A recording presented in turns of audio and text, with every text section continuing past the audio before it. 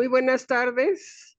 A nombre del Colegio de Jalisco doy a ustedes la más cordial bienvenida esta tarde en que somos poquitos pero selectos, en que presentaremos el libro más reciente de la autoría de Laura Castro, que ha titulado Pierre Lissot o La fuerza de la educación, las ideas y las palabras.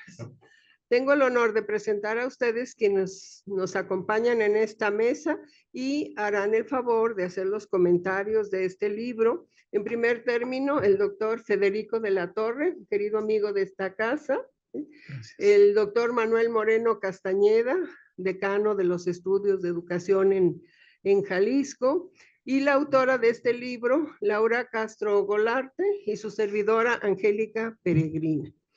Verdaderamente es un gusto cuando aparece una nueva obra.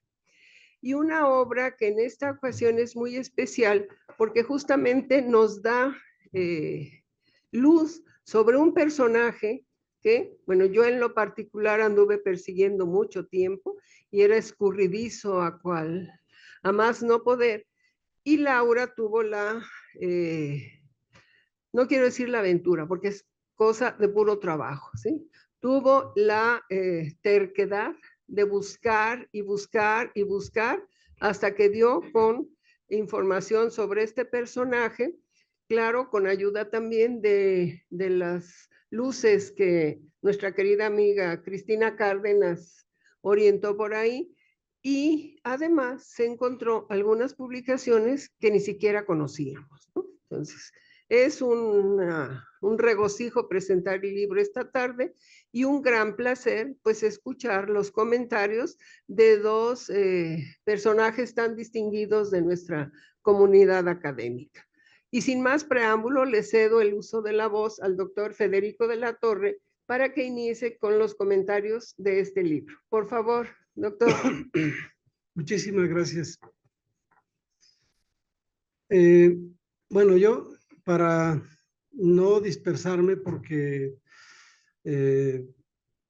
una lectura como esta que acabo de hacer del libro de Laura me lleva a muchísimos lados y en un momento dado también yo me puedo perder en la exposición, de tal manera que hice un texto que me voy a permitir leer a continuación, esperando no aburrir. Yo creo que es bastante digerible si se...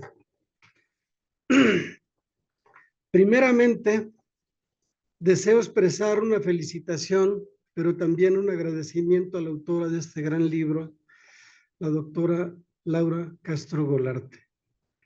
La felicitación es por haberlo hecho realidad después de abrazar con enorme pasión el seguimiento de una trayectoria muy significativa y no siempre valorada en la historiografía jalisciense y mexicana, como fue la de Pierre o Pedro Lissot, personaje fundamental para entender lo que pasó en esta entidad federativa durante los primeros 10 años posteriores a la independencia, entre 1823 y 1832. Gracias a su activismo educativo y político, que estuvo dotado de un extraordinario bagaje intelectual encarnado en las ideas de la Ilustración vigentes durante ese momento histórico. Mi agradecimiento a Laura es por haber concretado el trabajo más completo que hasta hoy se ha escrito sobre Pedro Lissot, pero también por honrarme con el privilegio de leerlo y comentarlo en esta ocasión, teniendo como sede al Colegio de Jalisco, institución tan relevante para el desarrollo de las investigaciones humanístico-sociales en la región, que ha tenido a bien apoyarle con la publicación de este magnífico libro. En tanto que me considero uno de esos investigadores del occidente de México que hemos mostrado especial interés, hasta obsesionados, dice la autora, por desentrañar la vida de Lissot, indudablemente que me siento muy contento de conocer tantos pormenores sobre él, a los cuales nos remite Laura Castro Golarte a través de las páginas de esta obra. Cuando digo que es el estudio más completo hasta hoy realizado sobre Pedro Lissot, claro que tengo en cuenta los muy versados esfuerzos que en su momento han realizado desde la historia de la educación, tanto Cristina Cárdenas como Angélica Peregrina y otros investigadores, así como las referencias a él desde la historia del periodismo hechas por Juan B. Higuinis o Celia del Palacio, sin dejarle de lado otras referencias al personaje, como las realizadas por María Isabel Monroy a propósito de sus estudios sobre los extranjeros en San Luis Potosí, donde aparece también este personaje. Todo parece indicar que uno de los mejores acercamientos en la perspectiva de explicar tanto la trayectoria como el pensamiento de Lizó se deben a Cristina Cárdenas, con especial énfasis por la influencia que ejerció en la educación, lo cual se pone en evidencia en este libro, no solamente por las referencias a su obra, sino también por los apoyos que directamente aportó el trabajo de Laura a través de información adicional diversa. Sin embargo, las indagaciones de Castro Golarte, al no ceñirse únicamente al tema educativo, sean las escuelas lancasterianas o el Instituto de Ciencias del Estado, y ampliar el horizonte a otras perspectivas de análisis, especialmente a partir del estudio minucioso de sus escritos en la prensa y los discursos, disponiendo además de nuevas fuentes gracias a la consulta en otros repositorios, tanto de Guadalajara como de la Ciudad de México y el extranjero, derivaron en un resultado, pienso yo, mucho más completo. Todo lo anterior con el apoyo de un utillaje teórico-metodológico que sugiere explicaciones de mayor profundidad, sobre todo a partir de la historia de los conceptos que le ha permitido reinterpretar aspectos ya analizados sobre el personaje en cuestión y su obra, ahora con mayores alcances, por supuesto. La obra está organizada de la siguiente manera. Primero, un breve apartado de agradecimientos a través del cual expone con mucha claridad cuáles fueron sus fuentes de inspiración para incursionar en este esfuerzo, así como los apoyos personales e institucionales que tuvo para ello. Después, una introducción que abarca de la página 13 a la 40, a través de la cual, aparte de ofrecer múltiples detalles sobre el origen de Lizó, año y lugar de nacimiento, 1797 en Pau, Francia, los Pirineos Atlánticos, así como el complejo contexto a que estuvo expuesto en su juventud, guerras napoleónicas y regreso del absolutismo, hasta sus vínculos con México, previo paso por Nueva Orleans, teniendo como principal punto de llegada a Guadalajara, donde inició una ardua trayectoria que se reflejó en proyectos como la primera escuela lancasteriana en 1823 o el Instituto de Ciencias del Estado de Jalisco 1827-1834. Pero también desde la misma ciudad, su incursión en el periodismo, básicamente con dos prospectos, La Fantasma y El Tribuno, lo mismo que en otros periódicos de la época, como lo fueron El Rayo y El Cometa, este último desde Zacatecas, en los años previos a su muerte, ocurrida en septiembre de 1832. Justamente su activismo a través de la prensa, con posiciones liberales muy radicales para la época, sobre todo por las agudas críticas al clero católico, propiciaron que fuera expulsado en dos ocasiones con destino a Nueva Orleans, una en 1824 y otra que se concreta en 1828.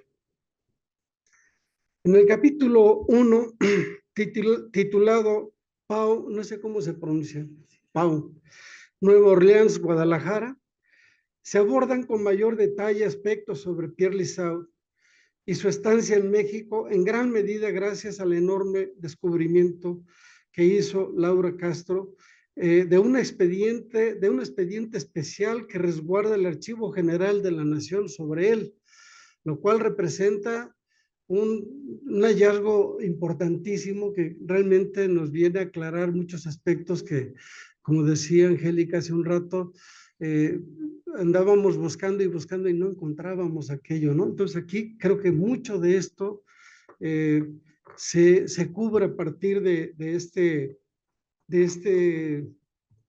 descubrimiento que hizo Laura. Y por supuesto también los periódicos, que muchos de ellos se consultaron o se consiguieron en otros lugares, no necesariamente en Guadalajara. Muy bien. A través a través del cual se esclarecen varios pasajes de su paso por el país a los cuales no se había tenido acceso hasta hoy. Al final de este capítulo, en un cuadro muy organizado, la autora desarrolla una cronología que ayuda a ilustrar muy bien la trayectoria de Lizotte, especialmente desde su llegada a Nueva Orleans en 1821 hasta su muerte ocurrida el 18 de septiembre de 1832 en la acción del Gallinero, cerca de Dolores Hidalgo, Guanajuato, combatiendo contra Anastasio Bustamante. En el capítulo 2, titulado Las ideas, las palabras, la autora nos lleva por un análisis muy ilustrativo sobre las ideas de Lizotte, expresadas sobre todo a través de los distintos periódicos que fundó, tanto desde Guadalajara como de Zacatecas. Lo anterior, sin perder de vista los distintos contextos en que aparecieron cada uno de dichos periódicos. Es aquí donde yo identifico otro de los grandes aportes de Laura, donde va desmenuzando a profundidad los discursos producidos, siempre con el apoyo de su propuesta teórico-metodológica de historia de los conceptos. Finalmente, en el capítulo 3, titulado La fuerza de la educación, Laura Castro Golarte enfoca sus baterías en analizar con el mismo rigor teórico-metodológico, particularmente las ideas sobre el tema educativo expresadas por Lizotte a través del discurso pronunciado en la solemnidad del tercer aniversario de la apertura del Instituto del Estado de Jalisco por el ciudadano Pedro Lizotte, profesor de la primera sección en el mismo establecimiento, el cual fue leído por su autor el 24 de febrero y publicado poco tiempo después desde la imprenta del Supremo Gobierno de Jalisco. Y bueno, si bien dicho discurso ha sido uno de los documentos que más ha cautivado a los estudiosos sobre la propuesta que encarnó el Instituto de Ciencias del Estado en este periodo 1827-34, lo cierto es que el abordaje de Laura es muy original y esclarecedor en muchos sentidos. A este respecto, voy a remitirme un poco incluso a la experiencia personal. A inicios de 1995, o sea, hace ya 30 años, fue publicado un artículo de mi autoría en la revista de la Universidad de Guadalajara, titulado El Instituto de Ciencias de Jalisco 1827-1834, más que una propuesta educativa.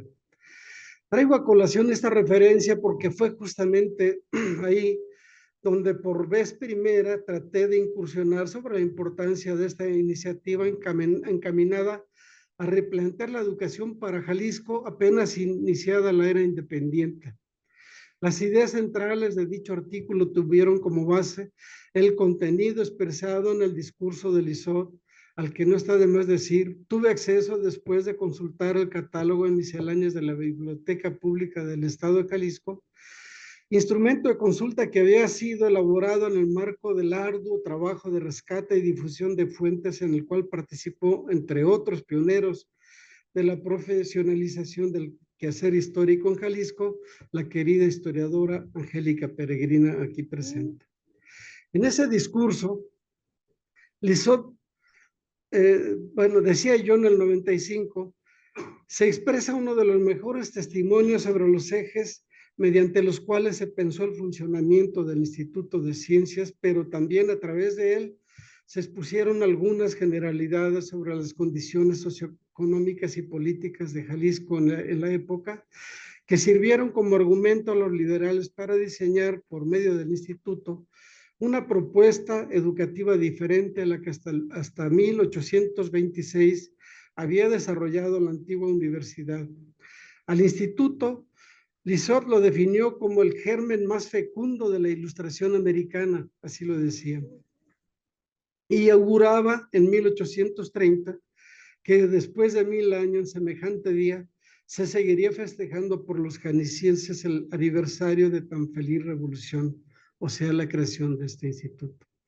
El motivo de esta evocación a un texto escrito hace ya 30 años es para rescatar la importancia del trabajo de Laura Castro, que Laura Castro nos obsequia con este nuevo análisis a través de su libro Pierre Lizot o La fuerza de la educación, las ideas, las palabras, en particular por el esfuerzo de interpretación realizado a partir de un utillaje teórico metodológico novedoso, como se ha dicho ya, el de historia de los conceptos. Gracias a esta forma de analizar el discurso de Lizot, Castro Golarte logra ofrecernos una mayor comprensión de lo ya expresado en su momento. Apoyada en Koselleck, nos propone que ilustración y futuro en personajes como Lizot se usaban como un binomio en una asociación automática, inmediata, muchas veces tácita. En el discurso de este tipo de ilustrados, hablar de ilustración, instrucción pública o educación presuponía un sentido aspiracional invariablemente de prosperidad, de futuro, de mejora, de adelanto, de progreso y modernidad, de cambio, de transformación, de salir de la oscuridad, de romper las cadenas de la esclavitud, de combatir a los tiranos, en una narrativa que incluía las acciones necesarias emprendidas por los mismos ilustrados o promovidas y exigidas por ellos a las autoridades. Lo que a mí me llama mucho la atención es que en su momento, cuando leí ese texto, esa parte del texto de Lizot, esa referencia que hace al instituto como el ensayo más feliz de la ilustración americana, y luego nos remite a todo el continente americano para decir que esto era lo máximo. En su momento, a mí me metió en un conflicto, decía, este señor estaba demasiado alucinado, qué sé rollo, porque paralelamente yo estaba leyendo otras obras donde el colegio, el seminario de minería que fue fundado en 1792 es considerado como la primera casa de la ciencia, no solamente de México, sino del continente americano. Entonces yo decía, este hombre, en verdad que anda en otro canal, y estaba haciendo una verdadera apología de lo que aquí ocurría con muchísimas dificultades que en honor a la verdad no eran tan fuertes en relación a lo que ocurría en la Ciudad de México. Sin embargo, el análisis de este discurso en los términos que lo hace Laura Castro Golarte me parece que es una muy buena propuesta para poder visualizar como que otros ángulos de lo que significa una manifestación de esta índole en la época. En fin, no quiero pasar de omiso, por lo cual he de felicitar nuevamente a Laura el hecho de que en este maravilloso trabajo que hoy presentamos, ella se tomó también muy en serio el rescate en reproducción facsimilar dentro del propio libro de gran parte de los materiales a través de los cuales Lizot dejó su legado. Periódicos como La Fantasma, El Rayo, El Cometa, y el discurso pronunciado en el Instituto del Estado son muestra de ello. Y estos materiales, pues por primera vez vamos a tener acceso todo el público para consultarlo a través del libro de Laura, que son materiales que fueron básicos para el desarrollo de su trabajo. Son fundamentales en el desarrollo de su trabajo, pero que ahora nos ofrece también la posibilidad de que cualquiera tengamos acceso a ellos y poder leerlos y reflexionar junto con ella, junto con la lectura de su libro, que yo recomiendo mucho. Finalmente, yo quisiera señalar 3 aspectos antes de terminar mi intervención a propósito del ISOT y el Instituto de Ciencias de Jalisco. No quisiera dejar pasar esto. Por un lado, mencionar que a lo largo del texto de Laura, como ha ocurrido casi en todas las referencias que se hacen sobre este personaje por otros estudiosos, se da por un hecho que él fue director del instituto, lo cual creo que no está del todo comprobado. Lo anterior, porque de acuerdo al Plan de Instrucción Pública de 1826, la máxima instancia de gobierno recayó en una junta de instrucción, pero para la cual el gobernador nombraba a un responsable de la junta y a su vez todos los profesores del instituto eran parte de esa junta. Y ese responsable de la junta nunca me parece haber visto que sea Pedro Lizot, que además era un tipo, por sus propias características y los conflictos que tuvo, fue muy errante.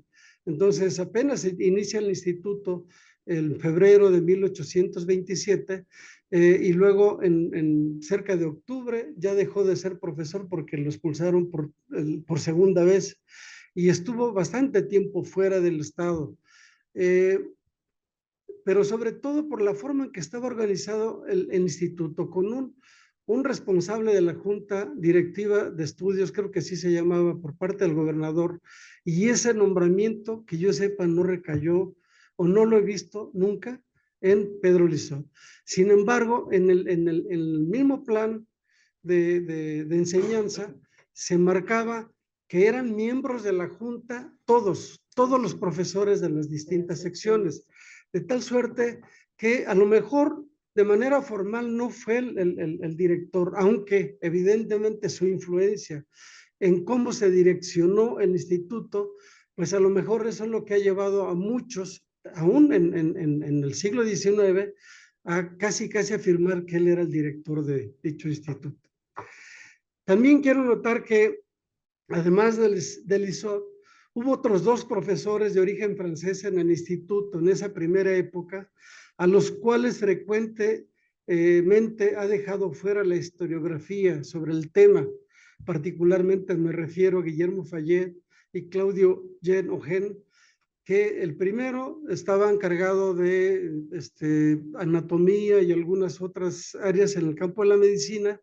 Él fue un médico que llegó primero como tal y ejerció la profesión en Jalapa y posteriormente fue contratado en el Instituto de Ciencias del Estado.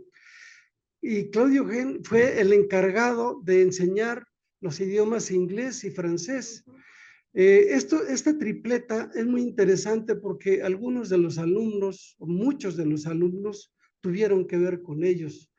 Por ejemplo, a veces por ahí encontré una lista yo de los profesores que estaban evaluando a los alumnos al final del ciclo escolar a inicios de 1831 y aparece Lizot a veces ayudando a examinar a los alumnos de francés, ¿no? Y por otro lado encontraba, bueno, hay muchas cosas, no voy a dispersar en eso, pero creo que es muy importante también que veamos, más allá de que estos personajes no nos dejaron escritos, como sí lo hizo Lizot y otros, y muy pocos, por cierto, ellos no dejaron testimonio de lo que eran, lo que hicieron, sin embargo, quizás el producto, es decir, los alumnos, los egresados que tuvieron, sí fueron una expresión de ellos y de cómo se empezó a visualizar mucho a Francia como un proyecto de futuro. Pienso en el doctor Pablo Gutiérrez, que apenas terminó los estudios viniendo de la universidad, pero egresó del instituto y luego se fue a especializar a París. Una pregunta básica es, ¿de dónde le salió la inspiración para ir a París? Y luego, bueno, para terminar, señalar igualmente que hay muchos otros aspectos no analizados suficientemente todavía, como el hecho de que varios de los alumnos del ISOT fueron de los primeros mexicanos en continuar sus estudios, primero en el Colegio Militar de México y más tarde fueron los primeros en ir como mexicanos, alumnos externos a la Escuela Politécnica de París. Fue el caso de Bruno Aguilar, de Vicente Ortigosa de los Ríos, de Desiderio Muñoz y Antonio Corona. Sobre esto, yo estuve incursionando, hice un pequeño trabajo que ahora está en prensa, y he encontrado cosas muy interesantes que, vaya, primero, lo interesante es que fueron alumnos, todos ellos, o tuvieron que ver con Pedro Lizó durante esta época de 1830-31. Y en el 32, algunos de ellos desde finales del 31 ya estaban ingresando al colegio militar, porque esa podría ser la instancia a través de la cual se catapultara para ir a la Escuela Politécnica en París. Y así lo hicieron al menos 3 de ellos, con excepción de Vicente Ortigosa, que llevó una trayectoria distinta, pero que también estudió en el instituto, aunque sea solamente a nivel elemental en la Escuela Normal Lancasteriana. Los otros 3 tuvieron que ver directamente con Pedro Lizó, y coincidentemente en ese periodo que yo creo que fue el más productivo de Lizó. Evidentemente, estas reflexiones últimas que estoy haciendo no se las podemos achacar o como un vacío del trabajo de Laura. No era el objetivo, no daba para allá. Más bien, lo que yo estoy tratando de apuntar es cómo todavía hay mucho que seguir trabajando al respecto. Mientras tanto, pues toda mi felicitación para Laura y una recomendación para que todos ustedes tengan acceso a este maravilloso libro. Muchas gracias.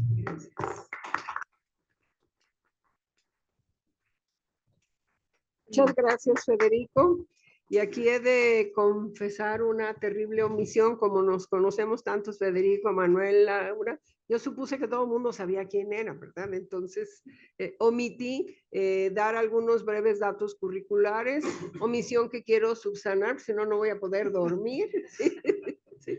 Decirles que Federico ha sido un muy destacado catedrático de la Universidad de Guadalajara, es licenciado y maestro en sociología y doctor en historia por la Benemérita Universidad Autónoma de Puebla, y un docente, decía, muy destacado en temas de historia de la ciencia y la tecnología en la Universidad de Guadalajara. Es miembro desde 2023 de un grupo de investigación de la UNAM que se dedica a la historia de las ciencias naturales, la geografía y geología en México y sus regiones, y que sacan un libro cada año, para que vean qué chambeadores son. Y solo quiero mencionar 3 de sus libros más destacados. Entre la quimera y la realidad, industrialización y utopía social en Jalisco del siglo XIX, publicado en 2021. La ingeniería en Jalisco en el siglo XIX, que es un clásico, lleva ya 2 ediciones, la de 2000 y 2010. Y el patrimonio industrial jalisciense del siglo XIX, entre fábricas de textiles, de papel y de fierro, publicado en 2007. Federico, una disculpa y muchas gracias por tus interesantes comentarios, que además nos ilustran sobre otra beta para la cual nos va a servir este libro. Muchísimas gracias. Gracias. Y ahora quiero presentar a ustedes, ahora sí no voy a comerme la presentación de mi querido amigo, ahorita le cortamos. Manuel Moreno Castañeda, quien es doctor en educación con énfasis en mediaciones pedagógicas, profesor jubilado con experiencia profesional como docente desde 1964, saquen la cuenta, en educación primaria, media y superior. Y los últimos trabajos como profesor fueron en la Escuela Normal Superior de Jalisco, en la Universidad Pedagógica Nacional y la Universidad de Guadalajara, donde fue profesor de historia, pero también rector del sistema de universidad virtual. Actualmente se desempeña como consultor en educación, estudia historia de la educación y también es consejero del Espacio Común de Educación Superior en línea de la Unión de Universidades de América Latina y el Caribe, por sus siglas UDUAL. Es autor de un cúmulo de publicaciones, entre las que destaca un libro clásico, La enseñanza también tiene su historia, y de las más recientes, Por una docencia universitaria en entornos diversos, Otro es 20 visiones de la educación a distancia. Uno más, Voces de la República. Y uno que hicimos entre 3 de los 4 que estamos aquí, Cómo nos hemos educado los jaliscienses, 200 años de la educación en Jalisco. Ha sido muy premiado, muy galardonado. Solo quiero mencionar entre sus reconocimientos internacionales el de la Asociación de Universidades Latinoamericanas, el doctorado honoris causa por la Universidad de Los Ángeles de Chimbote de Perú y premio por vida y obra de la Red Europea y Latinoamericana de Educación Continua, así como un reconocimiento conjunto de la Unión de Universidades de América Latina y el Instituto Latinoamericano de Comunicación Educativa. Pero su mayor mérito es ser muy amigo de esta casa. Manuel, por favor, te queremos escuchar. Bueno, para resumir, 60 años de profe.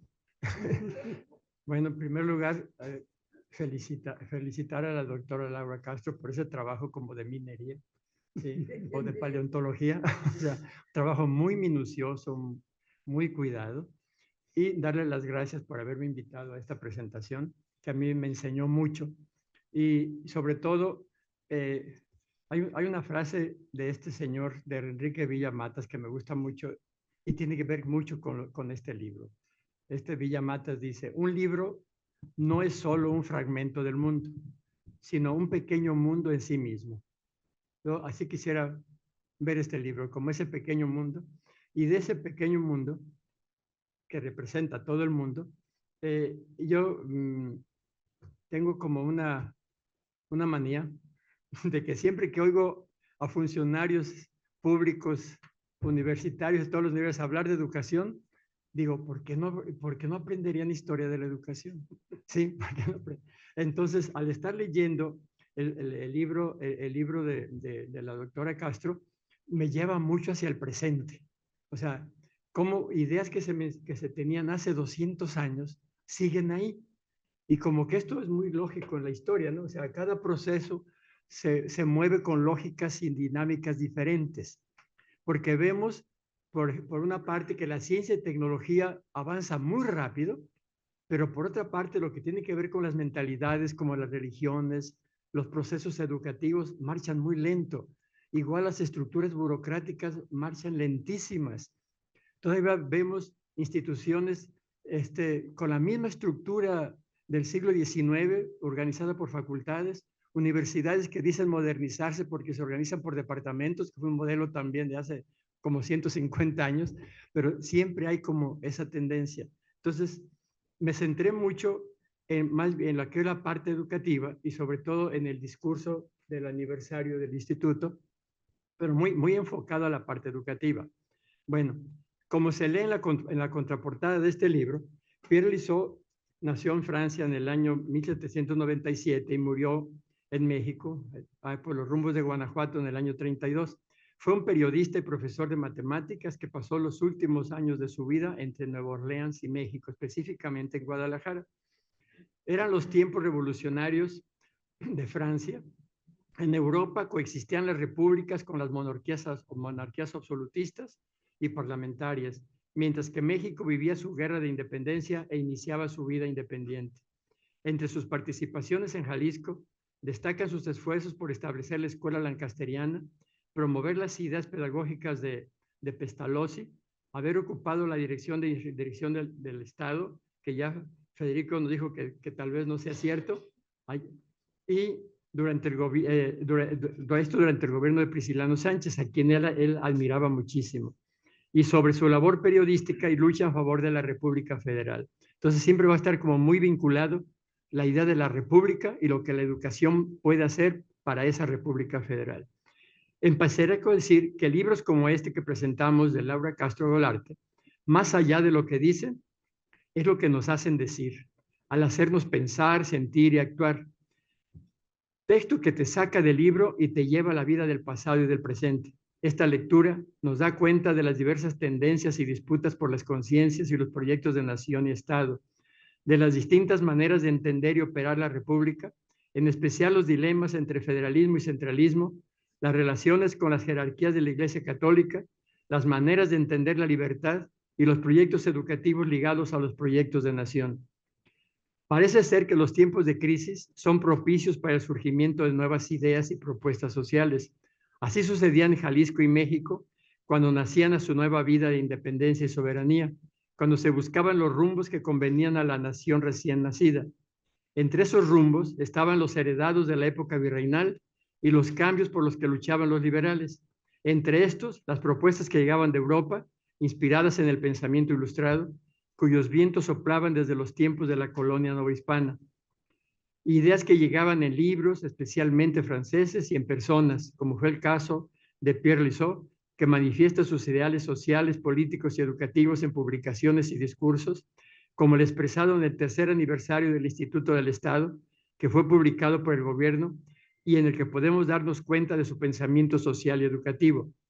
Considero que este libro es una buena e interesante aportación al conocimiento de cómo se ha ido construyendo social, política, cultural, ideológica y educativamente el Estado de Jalisco y la sociedad jalisciense. Quizá un poco de aquí y mucho de fuera, conocimiento que puede ser de valor para la construcción de nuestros futuros. Él llegó a Guadalajara en 1823 procedente de Nueva Orleans y el siguiente año propuso al Ayuntamiento de Guadalajara fundar una escuela lancasteriana. Su propuesta fue aceptada y le proporcionaron un espacio para que se estableciera. Desafortunadamente dejaron de apoyarlo y el proyecto no prosperó.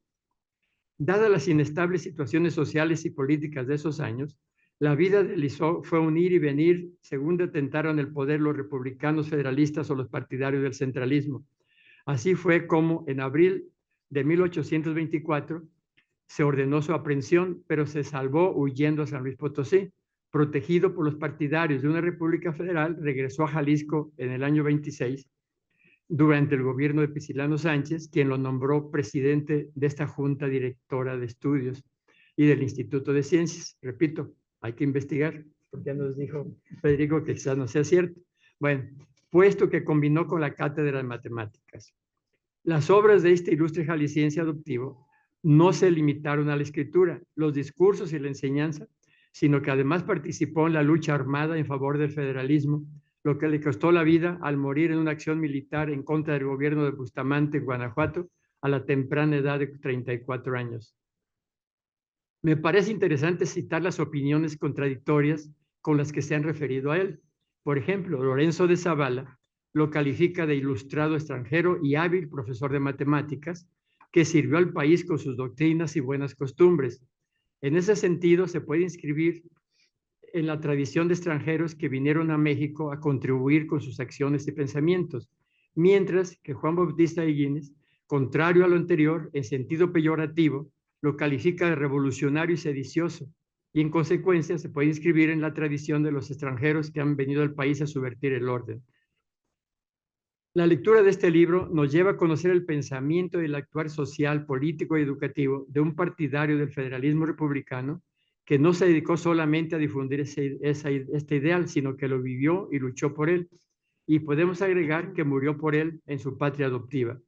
Siempre es interesante conocer acontecimientos históricos desde la vida de quienes lo vivieron, testimonios vivos que le dan viva a la historia, conocer mejor la vida de personas conociendo los tiempos que les tocó vivir.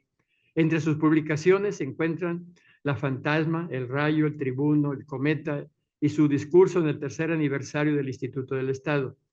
Me voy a permitir compartir algunas de las palabras de Pierre Lissot en las que se aprecian los ideales por los que luchó, en especial sus propuestas sociales, políticas, educativas. En 1823, en el prospecto de un periódico que titularía La Fantasma, nos dice: es evidente que cuando los legisladores dan la libertad a un pueblo oprimido por el despotismo, se proponen con esto destruir a sus tiranos. El objeto de estos ha sido tener a los hombres sumidos en la ignorancia de sus derechos, para garantir con esta barbarie su execrable tiranía, instruir al pueblo. He aquí el grande objeto que se debe llenar cuando ha llegado a ser libre. Texto en el que sintetiza sus grandes preocupaciones de luchar contra los tiranos en favor del federalismo, la democracia y la libertad, y cómo la instrucción puede ser el medio para lograrlo. Instrucción que no sería solo en las escuelas, también mediante el periódico. Nuestro periódico, dice Lissot, será la biblioteca portátil del derecho político. Sobre todo, procuraremos explicar lo que es la federación en términos de que todo el pueblo conozca cuál es el gobierno del que debe esperar toda su felicidad. Mostrando su optimismo por la nueva constitución en la que se trabajaba, nos dice: en esta capital se hallan nuestros sabios legisladores ocupados en hacer el diálogo constitucional que con ansia esperamos. En la fantasma número 1 del 24 se plantea que, siendo la instrucción del pueblo nuestro objeto principal, hemos echado una ojeada sobre la República para reconocer en qué estado político nos hallamos y poder dirigir nuestra empresa del modo más adecuado.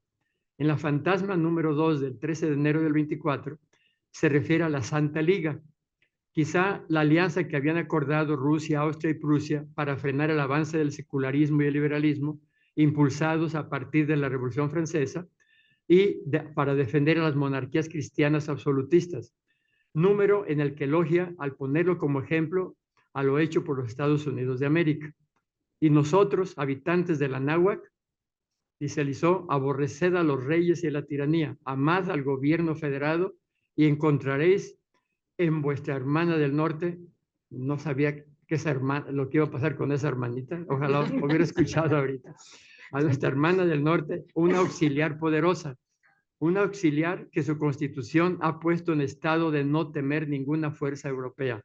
Por eso que viene luego el destino manifiesto para protegernos de los europeos.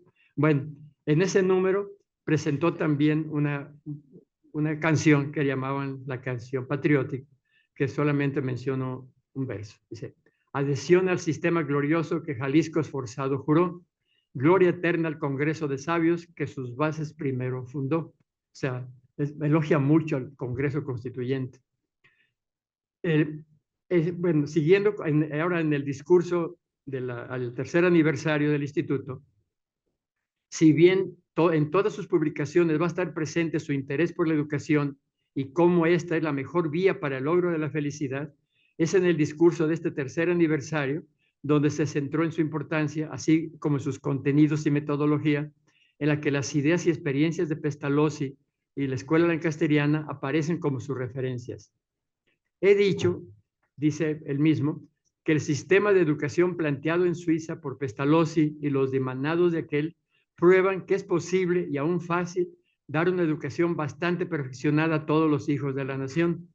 Acuérdense, una de las cosas que decía Pestalozzi hace más de 200 años, se sigue repitiendo. No hay discurso donde no lo digan. Dice que educar para la vida, no más que Pestalozzi decía, no es para la vida, es la vida la que te educa.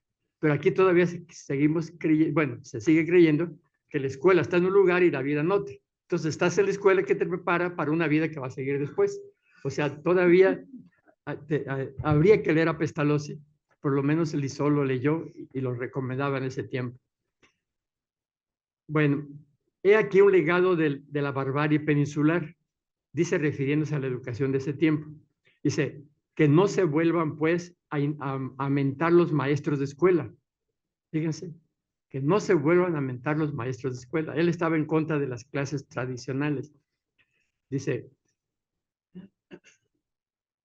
olvidémonos para siempre, pero tengamos muchos profesores, preceptores del sistema de Lancaster y sobre todo muchos directores de instituciones pestalozzianas. Sería interesante conocer, esto a mí me llamó la atención porque leyendo a Pestalozzi y leyendo a la escuela lancasteriana, no se me hacen como muy coincidentes en muchas cosas, pero a lo mejor en el discurso pegaron. Dice, sería interesante conocer cómo pudieron coincidir en la práctica estas dos visiones educativas, que si bien coinciden en aspectos como su afán por democratizar la educación llegando a las clases populares, en la gradualidad de los procesos de aprendizaje y la búsqueda de valores, se diferencian en que, mientras que la escuela lancasteriana proponía la masividad homogenizante, basada en la enseñanza mutua, en la que los alumnos más avanzados ayudaban a sus compañeros para fungir como monitores. De esa manera, un solo profesor podía atender a un gran número de alumnos. Enfoque masivo que iba acorde con la incipiente revolución industrial que necesitaba preparar grandes masas de obreros para la mano de obra. Además de ejercicios repetitivos con énfasis en la utilidad pragmática y una disciplina basada en premios y castigos. Premios y castigos que todavía unos años después, López Cotilla, que es tan venerado, no se atrevió a eliminarlo de los reglamentos. Cuando Pestalozzi estaba por la personalización con el respeto a los diversos ritmos de aprendizaje y diferencias personales con base en valores como la confianza y el amor, visión con la que coincide Lizó, es preciso advertir que los medios de coerción son directamente opuestos al intento de instruir. El primer cuidado de un preceptor del método de Pestalozzi debe de enseñar sin valerse del temor, de las amenazas ni de los castigos.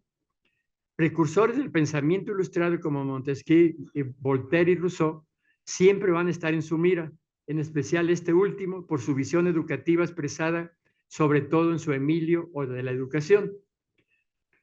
Son pues indudables e inmensas las ventajas que los progresos de la Ilustración proporcionan a la humanidad, y si los monjes, los reyes y los inquisidores fueron los únicos que hubiesen combatido esta verdad, sería inútil refutarlos, supuesto que nadie ignora en el día las miradas perversas con que lo hacían, mas la voz elocuente de Rousseau clama porque nos detengamos un momento en la consideración de esta cuestión.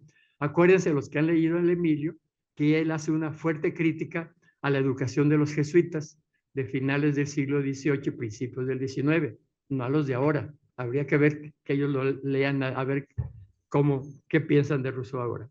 Y recitando a Rousseau, deteneos filósofos y sacerdotes, no prosigáis con el empeño que habéis manifestado por espacio de muchos siglos de pervertir o aniquilar la razón humana. Cesad sobre todo de propalar la importancia de vuestros descubrimientos científicos. Estos solo servirán para aumentar el poder de los tiranos, mientras que la especie permanezca supersticiosa, estúpida y esclava.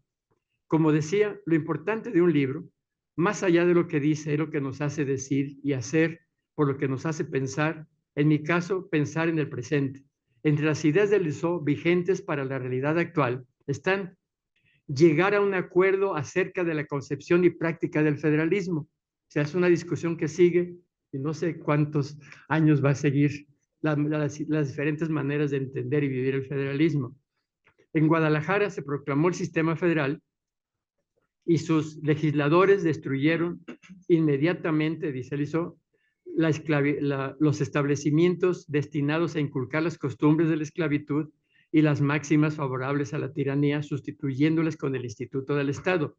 Sobre todo, procuraremos explicar lo que es la federación en términos de que todo el pueblo conozca cuál es este gobierno del que debe esperar toda la felicidad. Probaremos que no solo es ser más libre y el más digno de los hombres, sino que también es el único que conviene a nuestras circunstancias. Otro es a propósito de las históricas y presentes desigualdades en el sistema educativo. Recordemos, él hablaba de esta serie que le llama proposiciones. Dice, serie de proposiciones evidentes. Sin libertad no hay sociedad.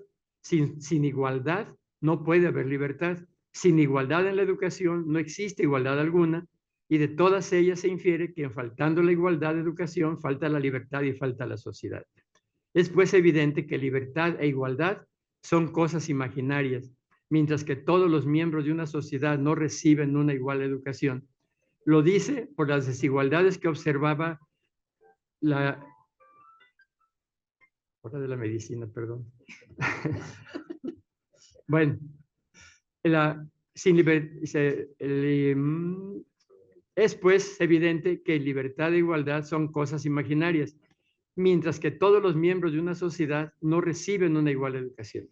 Lo dice por las desigualdades que observaba. La ilustración de algunos ciudadanos no desluce en el centro mismo de la civilización, se refiere a los grandes sabios de su tiempo, y la corrompida ignorancia de muchos avergonzaría a las hordas más salvajes. Alcanzar una libertad más plena es otro de sus principios. Hace mucho tiempo que se repite como un axioma que los pueblos son libres siempre que quieren serlo. Para esto es impotente el querer, si no está auxiliado con el poder y el saber. En este aspecto juega un papel de primer orden la libertad de imprenta. Los poderosos enemigos que tiene todavía la libertad de imprenta todos los que mandan, todos los sectores de los sistemas dominantes deben aborrecerla. Otra preocupación de Lizó, acorde con el pensamiento ilustrado, fue su insistencia a la fundamentación científica y que las escuelas estuvieran debidamente equipadas en todo lo que implicaban las ciencias modernas. Por eso dice, al efecto, es preciso no perder de vista la imperiosa necesidad en que nos hallamos de confeccionar a toda prisa nuestro laboratorio químico y promoverlo de cuanto se necesite. Es también de mayor importancia proveer cuanto antes las secciones de las ciencias físicas y matemáticas de los instrumentos necesarios para su demostración y aplicación. Pero la ciencia por sí no tendría mayor valor si no va acompañada de la virtud. Procurad, pues, que en lo sucesivo sean inseparables de la verdad y de la virtud. La ciencia que instruye es un don celestial, pero la ciencia que nos engaña es más perniciosa que la ignorancia. Yo a veces me recuerdo, por ejemplo, cuando mencionan los rankings de las universidades, que hay universidades que se vanaglorian de estar en el lugar 100, se les hace como muy digno, ¿sí? Y otras se vanaglorian porque ya las ponen por lo menos en el lugar 500. Cuando son parámetros que no toman en cuenta esto. O sea, toman en cuenta el conocimiento que los premios Nobel, pero no les importa si ese físico, ese químico, están armando una bomba para matar a millones de gentes o la están utilizando su medicina. Eso no les importa. Yo creo que por eso a mí me hizo mucho reflexionar estos textos de Lizó, cómo la ciencia y la virtud, o sea, no deben ir separadas. No se trata solo de formar científicos porque sí, sino ¿para qué? ¿Para qué tipo de sociedad? Por ejemplo, me hace recordar esa frase de Martin Luther King, donde dice que hemos aprendido a volar como las aves, a nadar como los peces, pero no hemos aprendido a vivir en paz. Resulta que los países que se van a gloria de tener las mejores universidades son los que más promueven la violencia y más matan gente en el mundo. O sea, bueno, voltear la mirada que veía hacia el pasado virreinal, ahora él veía hacia Francia y hacia Estados Unidos, que van a ser sus ideales y para algunos lo siguen siendo. Lo que las castas privilegiadas apellidaban delirios de la razón ha producido la libertad del norte de nuestro continente y la creación de una forma de gobierno que nos brinda todas las ventajas de la antigua confederación griega. La podemos llamar industria de Holanda y Suiza. Los derechos humanos es otro aspecto, acuérdense que estaba muy reciente todavía, habían pasado apenas 30 años de la Revolución Francesa, entonces el discurso de los derechos humanos estaba todavía mucho, bueno, afortunadamente por lo menos sigue estando en el discurso. Mas la voz elocuente del filósofo célebre, se refiere a Rousseau, la voz de un sabio intrépido defensor de los derechos del hombre, clama porque nos detengamos un momento en la consideración de esta cuestión, es decir, que en los gobiernos puramente despóticos se reduce el hombre al estado de bruto, que en las monarquías aristocráticas se les conduce como una criatura débil, orgullosa, incapaz de oír la voz de la razón, y que solo en la república se conocen y se respetan en el hombre las facultades y los derechos del hombre. Su referencia a los sabios de su tiempo, él los dividía, ahí me trae a la memoria a los actuales intelectuales orgánicos, que a mí siempre me ha chocado que a la gente la clasifica entre intelectuales y no intelectuales, cuando como que solamente unos usaran la inteligencia y los otros no. A mí esa palabra nunca me ha gustado. Bueno, su referencia a los sabios de su tiempo me trae a la memoria a los actuales intelectuales.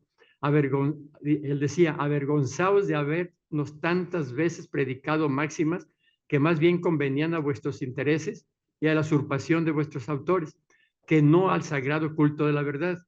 Cesad todos de propagar la importancia de vuestros descubrimientos científicos si solo sirven para aumentar el poder de los tiranos. Antes como ahora, era preocupación la necesidad de buenos y malos docentes. Se le dedica mucho a la formación de los profesores, así como a la regulación de su trabajo y que contaran para ello con buenas condiciones. O sea, por lo mismo que sigan luchando los profes. De ahí que planteara la necesidad de ofrecer a los ciudadanos que puedan desempeñar las funciones de la enseñanza alicientes capaces de excitarlos a hacer los inmensos sacrificios que exige esta profesión, trabajo que no todos pueden realizar, pues decía, unos seres casi maquinales pudieran enseñar a leer y escribir. Eso me llama la atención ahora que hablan de cómo la tecnología pudiera sustituir a los profesores. Dice, unos seres casi maquinales, y yo sí creo que hay unos que sí se pueden sustituir por máquinas, pero no todos. Dice, sí, o sea, profesores que solo dictan, y luego que los alumnos toman nota y quieren que al final les regrese lo mismo que el profesor dijo, pues eso sí se puede hacer un robot, pero puede ser una máquina. Pues, pero dice Lizó, ¿en dónde podemos hallar 1000 hombres? No menciona a las mujeres, pero aquí, pero después sí las menciona. Patriotas y filósofos en grado de consagrar su existencia a predicar la razón en medio de nuestros campos habilitados por la ignorancia y la miseria. Entre sus propuestas educativas aún vigentes, destaca el respeto a la naturaleza de los niños, educarse en la vida, inspirada en Pestalozzi, cuyas ideas lo inspiraron en sus viajes por los cantones suizos. Además, Lizó conoció la experiencia epistaloziana de William McClure en Estados Unidos. Personas, se refiere a los profesores, que debían estar bien preparados para enseñar de acuerdo con las teorías pedagógicas que se propone impulsar. He dicho que el sistema de educación planteado en Suiza por Pestalozzi y los emanados de aquel prueban que es posible y aún fácil dar una educación bastante perfeccionada a todos los hijos de la nación. Los que intentan propagar el sistema deben cifrar su ambición toda en el placer de formar seres inteligentes y felices. Abandonada como estaba la inclusión de las mujeres en las instituciones educativas, Dizon nos recuerda la educación de las mujeres, de esta preciosa mitad de la especie humana, que forma en parte los encantos de la vida, ha sido vista hasta aquí con el mayor abandono y les ofrece a ellas, en adelante recibirás una educación cual conviene a tus virtudes y tu talento. Preocupación que refrendó en el discurso que pronunció en el 3er aniversario del Instituto del Estado. Qué desgraciada fatalidad ha impedido hasta el día de hoy proporcionar algún auxilio a la educación del otro sexo. Hemos adelantado poco en la educación de los hombres, pero al fin existe nuestro instituto y 10 o 12 escuelas lancasterianas. Mas, oh desgracia, nada hemos hecho a favor de las mujeres. Raras veces las víctimas del error, aquí se refiere a todos la parte de los discursos que impulsaban el fanatismo, dice, raras veces las víctimas del error consienten de ser desengañadas y mucho menos lo pueden consentir los autores de su ceguera. Palabras que me traen a la mente las históricas disputas por las conciencias individuales y colectivas. Al respecto, y refiriéndose a los opinadores de su tiempo, dice, es verdad que casi todos los sabios reprueban el fanatismo, lo satirizan y lo persiguen de muerte, pero su celo parece más bien dirigido por el deseo de arrebatar el poder al clero, que por el entusiasta, más eso que por el entusiasta amor a la libertad. Con respecto a los avances tecnológicos de su tiempo, Lizó insistía en la necesaria modernización de la economía e introducción de nuevos sistemas de agricultura y en la industria. De ahí su afirmación. Se ha pretendido algunas veces que la perfección de la maquinaria favorece la desigualdad, pero es evidente que los hombres ocupados en dirigir las fuerzas de una máquina adquieren más inteligencia que si ellos mismos fueran convertidos en máquinas. Yo voy a repetir esto, dice, los hombres ocupados en dirigir las fuerzas de una máquina adquieren más inteligencia que si ellos mismos fueran convertidos en máquinas. Esto me recuerda mucho a lo que ahora se dice sobre la inteligencia artificial, que si va a sustituir a la gente, que van a ser más inteligentes que las personas y que pueden sustituir a la gente. Yo creo que al contrario, o sea, el apoderarse de las máquinas hace a las personas más inteligentes y más capaces y no tenerles miedo, como una diputada que el otro día dijo que prohibir el celular en las escuelas. Yo tengo una exalumna mía de historia, hace un uso maravilloso del celular, porque les pone ahí a hacer búsquedas, les pone, a ver, tú busca en OpenAI, tú busca en Gemini, tú busca aquí, busquen en los diferentes, en los diferentes programas que hay de estas búsquedas, ahora en equipo compárenlos, a ver qué dijo qué dice qué dice, se pongan a cuestionar y van a ver que la misma inteligencia artificial, que a final de cuentas se alimenta de lo que las mismas personas aportan, pues también se equivoca, también tiene errores y también puede ser cuestionado. Entonces, no hay que tenerle miedo a las máquinas. Nos decía, no lo digo yo, lo decía Lizó hace 200 años. En referencia a la situación de desmoralización y violencia social inculcada en los jóvenes, afirmaba, tantas desgracias pueden evitarse con la adopción de un sistema de educación más racional y cuyo objeto principal sea precaver la introducción de tan perniciosa semilla en el fértil entendimiento de la juventud.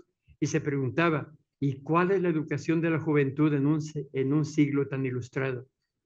Ahora nos podríamos decir, ¿y cuál es la educación de la juventud en un siglo que se dice de la formación y el conocimiento? ¿Para qué tanta información y tanto conocimiento? Y siempre tiene presente a ya fallecido Prisciliano Sánchez, que siempre lo mencionaba. Él decía que Prisciliano Sánchez repetía constantemente que todas las reformas sociales son efímeras cuando no se prepara el corazón de la juventud a sostenerlas con entusiasmo.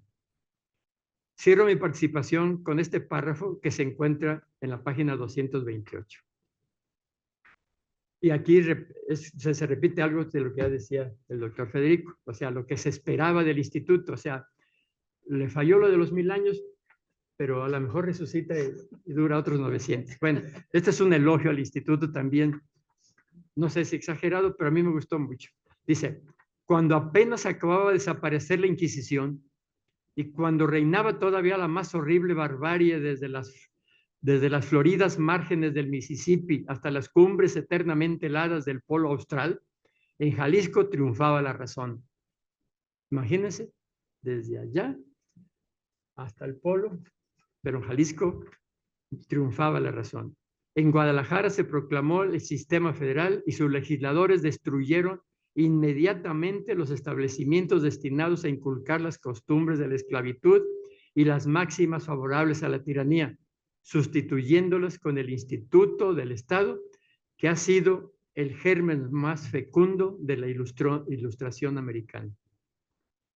Y me quedo pensando en las tareas que se propuso Lizó para lograr el triunfo de la justicia, la igualdad, la libertad, el respeto a los derechos humanos y más, en el contexto de una república federal libre y soberana, y por lo tanto un estado de Jalisco libre y soberano.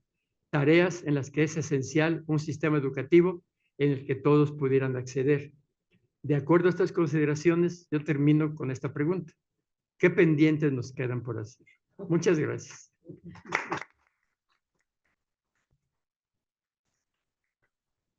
Muy bien, doctor Manuel Moreno Castañeda, muchísimas gracias por sus comentarios tan puntuales, ilustradores. Hizo la tarea perfectamente bien. Muchas gracias. Ahora daremos oportunidad a Laura que nos le concierne la réplica, que nos dirija unas palabras para finalizar esta presentación. Por favor, Laura. Muchas gracias, Angélica. Pues más que una réplica es principalmente un agradecimiento primero a la doctora Angélica Peregrina, sí, mi asesora en la estancia postdoctoral, que no solo es el respaldo y el apoyo para hacer la investigación que sea, sino también la orientación y la conducción de muchas cosas que yo no veo y ella siempre ve. Muchas gracias, Angélica, de verdad. Muchas gracias. Gracias también a los presentadores, al doctor Federico de la Torre y al doctor Manuel Moreno, porque pues efectivamente hicieron una lectura muy profunda y muy puntual de lo que estamos presentando en el libro. Yo estoy aprendiendo de todo lo que acaban de comentar y eso pues enriquece aún más el trabajo. Federico ya había trabajado sobre Pierre Lizotte específicamente, lo cito en el libro porque anduvo indagando por ahí otros escritos poco conocidos de este francés que a mí la verdad me maravilló, y todo abona a seguir construyendo la vida y la obra de este joven porque murió muy joven y apenas pasó 9 años después de que llegó de Francia a Guadalajara, pero no hizo más que aportar y entregarse. Él se ostentaba como jalisciense, ni siquiera como mexicano, se ostentaba como jalisciense, y pues es un personaje que para su corta edad alcanzaba una profundidad notable en su pensamiento y que transmitía, ya fuera como profesor de matemáticas o como editor de varios periódicos. Entonces fue un gozo para mí hacer este libro y agradezco al doctor Manuel Moreno por la lectura que hizo del discurso. Es un discurso de 45 páginas, quisiera imaginarme cuánto tiempo le llevó. Y resulta de que lo pronunció él porque sus compañeros profesores del instituto decidieron encargarle esa tarea. Y muy pronto se editó en un librito y pues ahora está accesible en este libro que tiene un anexo facsimilar para que se lea íntegro exactamente como lo escribió Pierre Lizotte. Sobre el asunto de si fue director del Instituto del Estado o no, pues sí hay diferencias en las diferentes fuentes que tuve la oportunidad de consultar. En gran medida yo creo que se hace esta afirmación porque pues Lizotte no era alguien cómodo para la sociedad de Guadalajara, era muy, muy incómodo. Juan N. Cumplido como gobernador interino fue el primerito en preocuparse y ocuparse en sacarlo de Guadalajara, que esto sucedió la segunda vez, y lo calificó de revoltoso total, revoltoso total. No les gustaba lo que escribía y realmente lo que escribía Pierre Lizotte pues tenía que ver con estar insistiendo en la importancia de la educación y la instrucción del pueblo en general, no solo de quienes tenían acceso, por ejemplo, a estudiar en la universidad o en el Instituto del Estado, sino del pueblo en general, porque se tenía esa conciencia y así se repetía en los periódicos de la época, de que el pueblo, la gente, había estado sometida a 300 años de oscuridad y de ignorancia por la sumisión o la dominación de la corona española. Entonces había que sacar a la gente de esa oscuridad e ilustrarla, instruirla y siempre con estas metáforas que tienen que ver con la luz y el entendimiento, ¿no? Entonces era muy, muy incómodo, pero tenía protectores muy influyentes, empezando por Prisciliano Sánchez, a quien admiraba tanto, por el mismísimo Vicente Guerrero, que todo parece indicar que ellos se conocieron en Nueva Orleans, en una de las dos salidas de Pierre Lizotte, creo que fue la segunda, y entonces lo protegen. De hecho, la segunda vez que ingresa al país y ya no sale, entra sin pasaporte. Entonces hay algunas referencias firmadas por Santana, eran contemporáneos. Una referencia que me encontré en este expediente justo en el Archivo General de la Nación, donde dice, pues llegó en la goleta Monk, proveniente de Nueva Orleans, y se internó en el país. Cuando llega esa segunda vez ya para quedarse, tenía 30 años, eso fue lo que declaró, y se declaró casado, aunque todavía no se casaba, que esa es una de las partes pues más novedosas. Se casó con Rosa de Híjar, de aquí de Guadalajara, y tuvieron un hijo, Lorenzo Emilio, y ese dato particularmente era desconocido.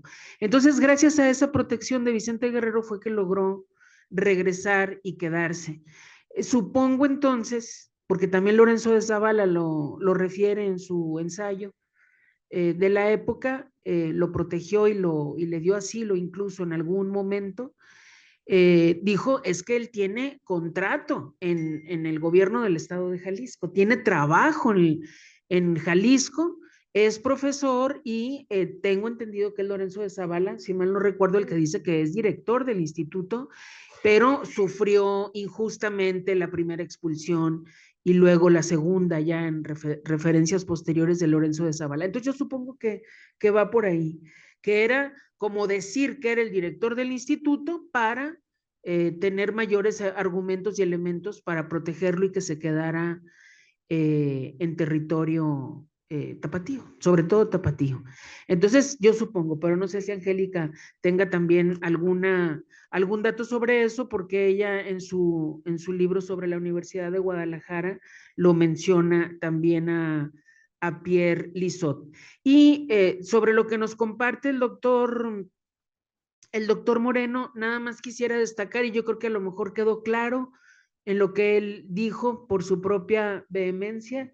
Yo noté en el estilo de Pierre Lizotte una cierta obsesión, una cierta desesperación o angustia por lograr que lo que él estaba escribiendo llegara a la mayor cantidad de personas, porque él estaba convencido de que una república, y sobre todo una república federal, era el mejor gobierno que podíamos tener en México. Él llega a finales del 23, ya había abdicado Iturbide, aquí lo que gobernaba era un triunvirato.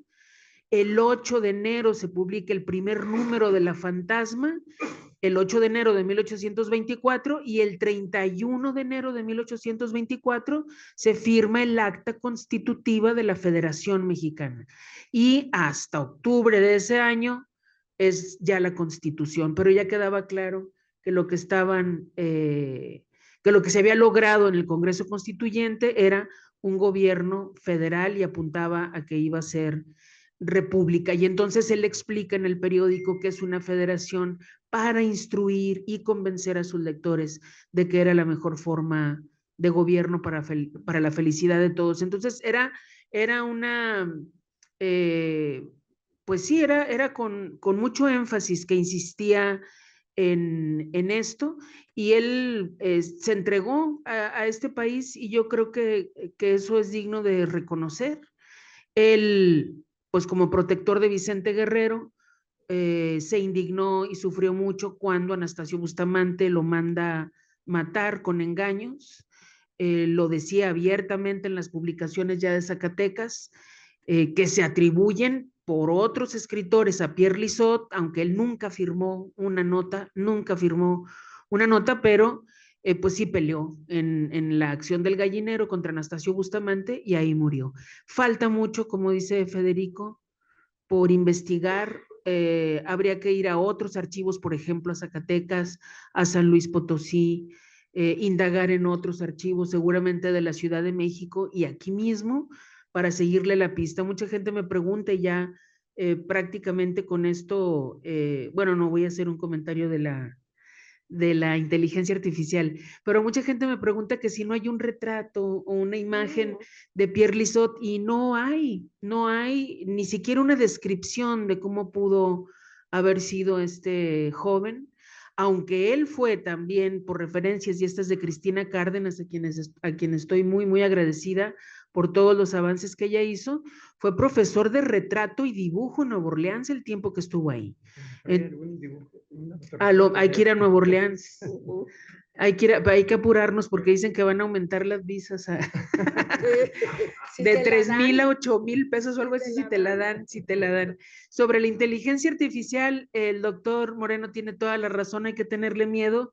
De pronto se me olvidó el nombre del Amo Torres y me puse a buscar, puse en Google insurgente que le abrió la puerta a Hidalgo en Guadalajara.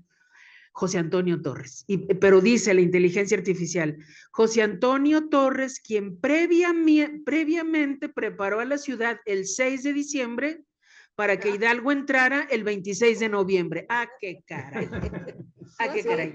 Inteligencia artificial pura y comprobadísima. Entonces sí hay que tenerle mucho cuidado, y claro que hay que saber bien las fechas, si no, pues ¿cómo lo vamos a detectar? Bueno, nomás porque fue antes y después, o después y antes, o cómo fue. Muchísimas gracias, de verdad aprecio mucho su asistencia aquí. Fue complicado llegar, el tráfico en Guadalajara cada vez está peor, y de verdad agradezco y valoro en su justa dimensión que estén aquí acompañándonos. Muchas gracias nuevamente a mi querida Angélica, mi moderadora estrella y asesora, y a los doctores Manuel Moreno y Federico de la Torre, y gracias a todos ustedes y a quienes nos están viendo por Facebook Live a través de las maravillas tecnológicas. Muchas gracias.